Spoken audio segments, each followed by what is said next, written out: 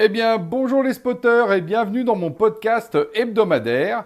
Alors, désolé pour le décalage, d'habitude je le publie toujours le vendredi, mais là, effectivement, je n'ai pas pu le faire et c'est pour la bonne cause. Et oui, bonne cause parce que hier, et c'est de ça dont je vais vous parler, j'étais au ministère de l'économie et des finances pour une journée dédiée aux achats publics pour les Digital Workplace. Alors, comme vous le savez, donc moi j'étais à double titre, à la fois en tant que fondateur de Jamespot, solution collaborative, mais également représentant pour le CSF, le comité stratégique de filière des solutions numériques de confiance, voilà, de la partie justement des outils collaboratifs. Alors, c'était fait sous l'égide donc à la fois du CSF, donc la partie effectivement ce qu'on appelle la filière, les offreurs, mais également la DINUM, ceux qui justement gèrent la question interministérielle des questions numériques, la DGE, la Direction Générale des Entreprises, qui a intérêt de voir une filière qui augmente, et puis Numéum, le syndicat du numérique. Donc on était tous réunis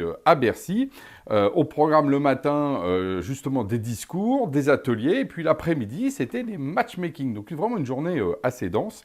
Dès le matin, en fait, justement, la ministre Anne Henanff est venue parler, donc toujours avec ses mots directs. Franchement, elle a pour le coup les mots justes et elle connaît très très bien le sujet.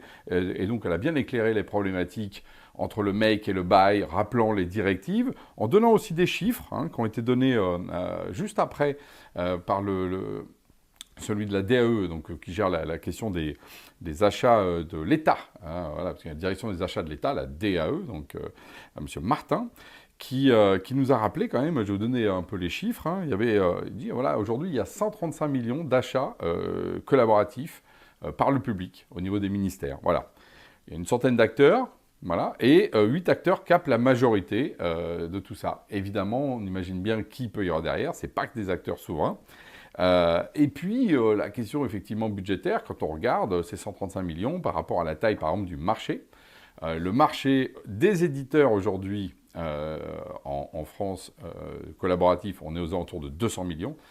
Et le marché du collaboratif, quand on prend l'intégralité, c'est 2 milliards captés majoritairement par Microsoft. Voilà, ça donne un peu aussi des ordres de grandeur sur ce que l'État peut faire comme accélération. Et donc, effectivement, il y a un effet de levier.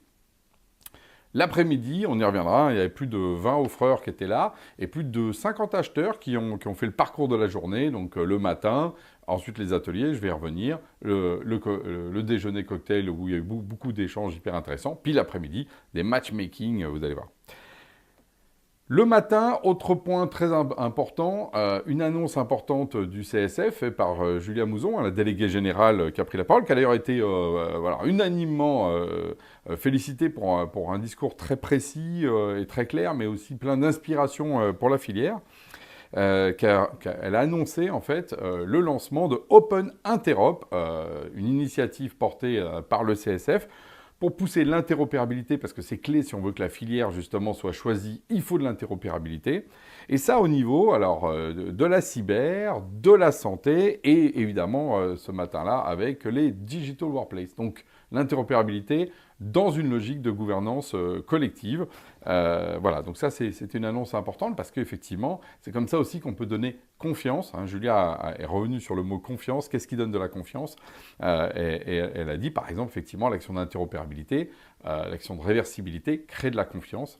De la même façon que, justement, se parler, ça donne de la confiance. Et là-dessus, elle avait entièrement raison. C'était d'ailleurs également les mots de la ministre sur ce sujet-là. Se dire les choses, franchement. Donc c'était une journée, d'ailleurs, plutôt apaisée par rapport à des moments où, justement, il y avait eu un certain nombre de problèmes, justement, en particulier parce que la doctrine de l'État n'était pas claire. Et là, elle a été clarifiée. Donc ça, du coup, ça aide tout le monde. Voilà, même si les arbitrages n'ont pas été toujours favorables à ce que voulaient certaines personnes de la filière ou d'autres, mais au moins maintenant il y a un cadre clair sur lequel on peut s'appuyer. Voilà.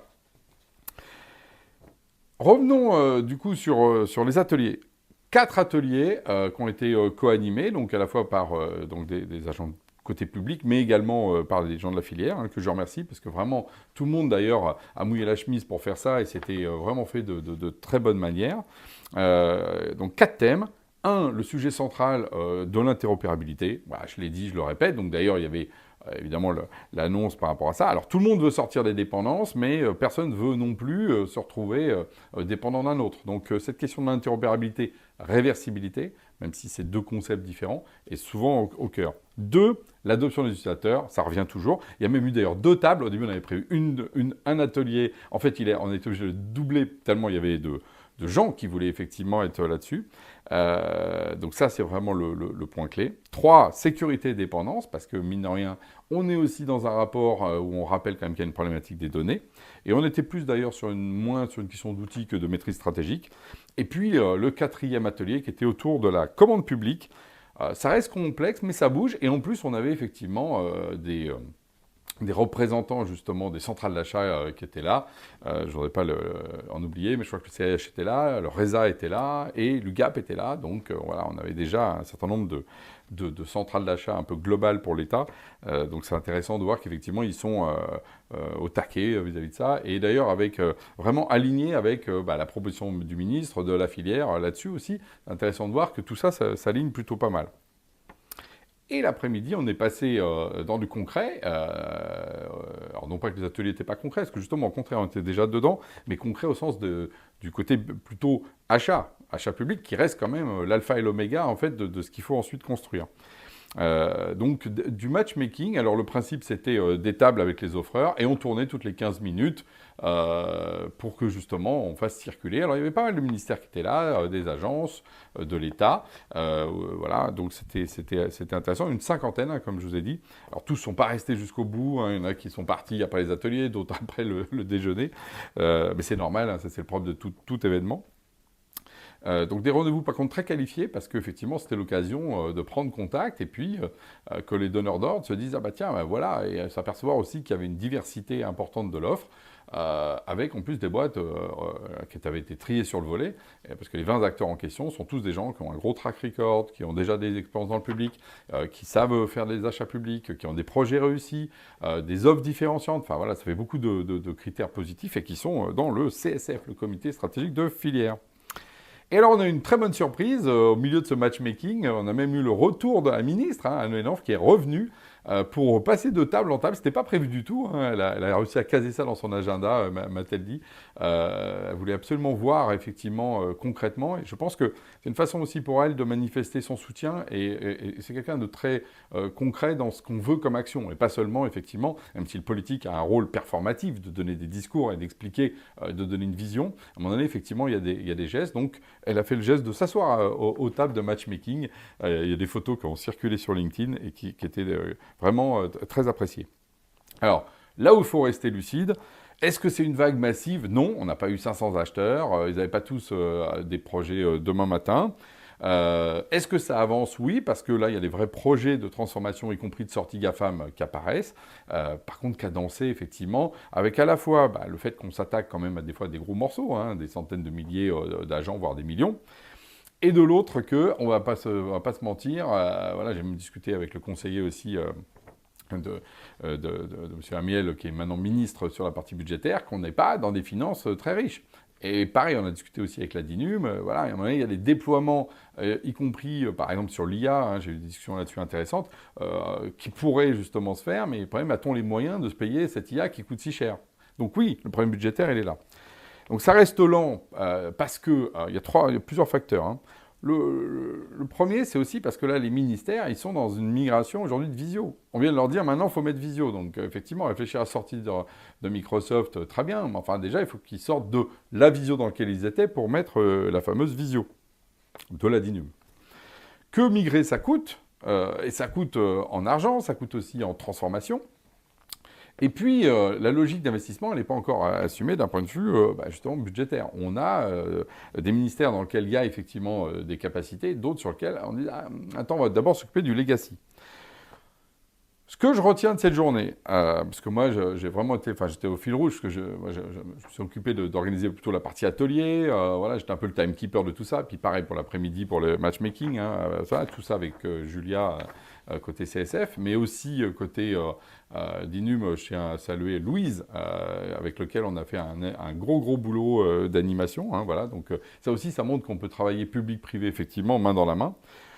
Moi ce que je retiens c'est une vraie dynamique, des signaux politiques très clairs, mais un passage à l'échelle qui reste encore à construire.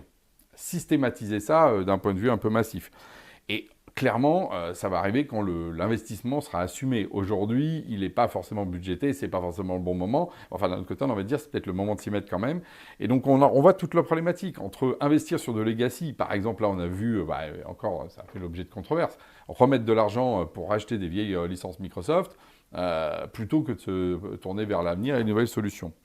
Donc, ça, c'est le premier point. Le deuxième point, c'est qu'on ne sortira pas de cette dépendance en trouvant un outil miracle ou un éditeur de logiciel qui va sauver le monde. Non, on va y arriver avec un écosystème capable de tous les remplacer. C'est l'écosystème qui fait la richesse parce que quand on prend 2-3 éditeurs, tout d'un coup, on peut répondre à 100% des problématiques.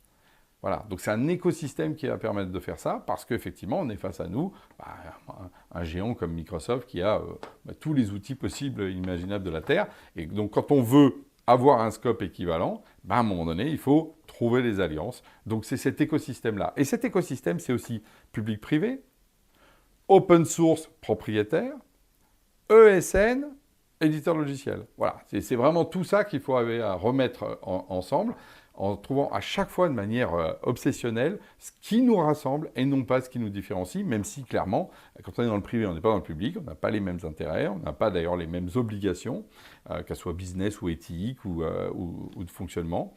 Quand on est open source ou propriétaire, on n'a pas les mêmes chartes de fonctionnement de son logiciel. Quand on est ESN, on est plutôt sur le service, de l'autre côté, on est sur la propriété intellectuelle et les assets. Mais c'est en écosystème qu'effectivement, pour moi, on réussira cette transition. Voilà, donc vous voyez, j'ai même dépassé, on est à 11 minutes, oh là là, j'ai fait un live justement plus long que d'habitude, mais parce que c'est la passion qui m'anime sur ça. Vous savez que moi, j'étais très actif sur cette journée, et donc j'étais très très aussi heureux de la faire et de le partager avec vous. Donc vous qui étiez ou qui justement voyez ça de loin, qu'est-ce que vous en pensez?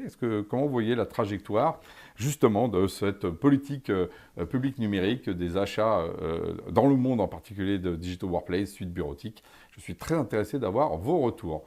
Sur ce, je vous dis à la semaine prochaine.